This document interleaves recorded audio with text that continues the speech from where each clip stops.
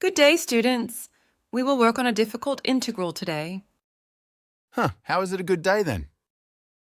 It is for me, since I like solving challenging questions. Let's solve the integral 9 over e power x times the square root of e power 2x minus 9. Any idea which method might be the best to use?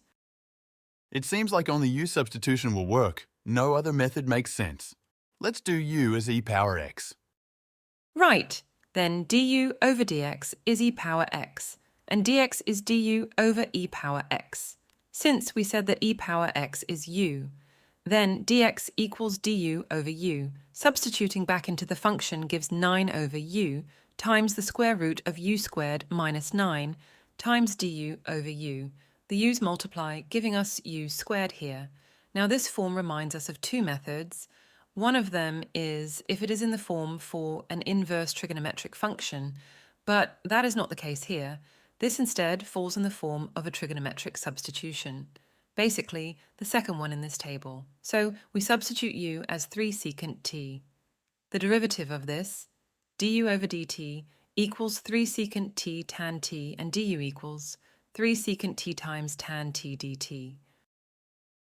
Plugging this back in gives 9 over 9 secant squared t, which is equivalent to u squared, times the square root of 9 secant squared t minus 9, times 3 secant t tan t dt.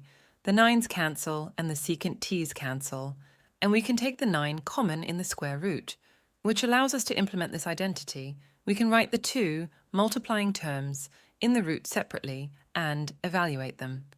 Now, the 3 tan t in both the top and bottom cancel, leaving us with 1 over secant t, which is just equal to cos t. Evaluating gives us the answer, sin t plus c. Alrighty, now we just back substitute. U equals 3 secant t, which tells that t equals secant inverse u over 3. We plug this back in.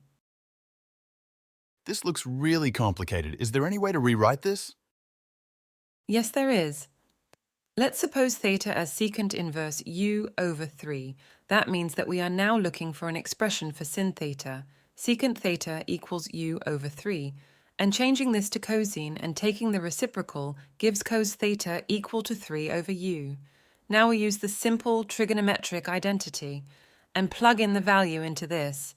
Square the 3 over u term and take it to the other side.